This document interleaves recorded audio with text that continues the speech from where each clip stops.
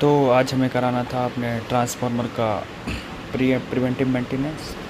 तो उसी के लिए OLTC का सबसे पहले ऑयल निकाला। ऑयल फिल्ट्रेशन मशीन आप देख सकते हैं, ये है स्प्रे पेंट की मशीन, क्योंकि हमें डक्ट के कवर वगैरह पे पेंट कराना होता है। ये OLTC का इनसाइड व्यू आगे भी आप देख सकते हैं कि इस तरीके से OLTC के जब हम कवर को खोलते हैं तो इस तरीके का मैकेनिज्म हमें देखने को मिलता है। ये मूविंग कॉन्टैक्ट है जो OLTC के अंदर होता है, और ये OLTC का कंट्रोल पैनल है। ये शाफ्ट इसलिए निकाली गई है क्योंकि इसका सील डैमेज हो गया था और ऑयल हमारे पैनल के अंदर आ रहा था। आगे आप देख सकते हैं ये होती हैं बार्स। आगे हम इसको चेक करने लगे।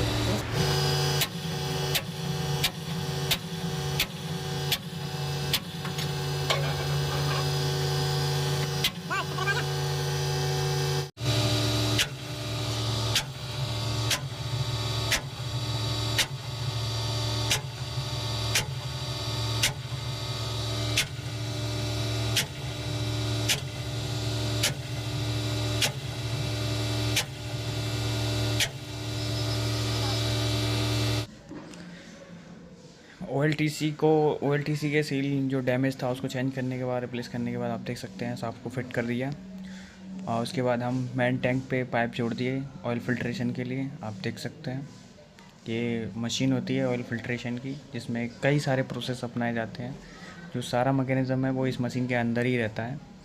आप देख सकते हैं अभी हमने जो पाइप है वो एक इसके मशीन के इनलेट से जोड़ दिया है, और जो सारा प्रोसेस है एक मशीन में जो जितनी भी प्रोसेस होती हैं उसके प्रोसेस होने के बाद वो जो हमारा ऑयल फ़िल्टर होके मेन टैंक में चला जाएगा। अभी हमारे मेन टैंक का ही ऑयल फिल्ट्रेशन हो रहा है। आप देख सकते हैं पाइपिंग किस तरीके से जुड़ी हुई है।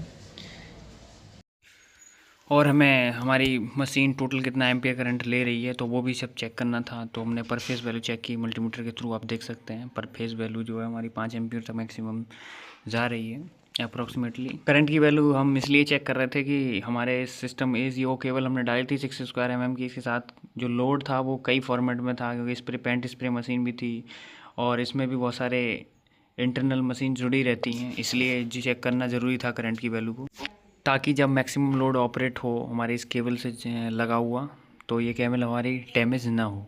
तो ये इंश्योर करना ज़रूरी था कि हमारा पार्टिकुलर लोड कितना है।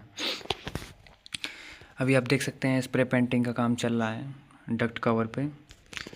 और ये था ट्रांसफार्मर का ST साइड का केबल का टर्मिनल बॉक्स, जो कि हमें मेजर करने के लिए ओपन किया था। जैसा कि आप देख सकते हैं कि हमने मेजर करने के लिए मेजर को कनेक्ट कर दिया है। अब आपको कमेंट में बताना है कि और कौन कौन से टेस्ट जो होते हैं जो ट्रांसफार्मर के साथ किए जाते हैं एज अ रूटीन मेंटेनेंस, तो आप कमेंट में बता सकते हैं। वैसे मैं आपको बता देता हूँ कि जो ये टेस्ट किया जाता है इसे बोलते हैं बेसिकली IR टेस्ट, यानी कि इंसुलेशन रेजिस्टेंस टेस्ट। एक टेस्ट होता है मैग्नेटिक बैलेंस टेस्ट। एक और टेस्ट होता है जिसे बोलते हैं मैग्नेटाइजिंग करंट टेस्ट। एक और टेस्ट होता है जिसे हम बोलते हैं वोल्टेज या टर्न्स रेशियो टेस्ट। और एक टेस्ट होता है वेक्टर ग्रुप टेस्ट। और एक होता है बाइंडिंग रेजिस्टेंस टेस्ट। बेसिकली ये सारे टेस्ट हर बार परफॉर्म नहीं किए जाते। मेनली जो हमारा वेक्टर ग्रुप टेस्ट है वो तो जब हम इसका कमीशनिंग करते हैं तभी इसको वो टेस्ट परफॉर्म किया जाता है। और वो इसलिए किया जाता है ताकि हम अगर किसी ट्रांसफार्मर को पैरेलल में ऑपरेट करेंगे तो उसका वेक्टर ग्रुप भी सेम होना चाहिए। तो ये इंश्योर करने के लिए कि उसका वेक्टर ग्रुप क्या है, और फिर दूसरे को हम वेक्टर ग्रुप वाले ट्रांसफार्मर को उसी सेम वेक्टर ग्रुप वाले ट्रांसफार्मर से कनेक्ट करेंगे। तो आप कमेंट में बता सकते हैं कि और कौन कौन से टेस्ट परफॉर्म किए जाते हैं ट्रांसफार्मर के साथ एज अ रूटीन मेंटेनेंस। तो आपको ये वीडियो कैसा लगा हमें कमेंट में ज़रूर बताएं।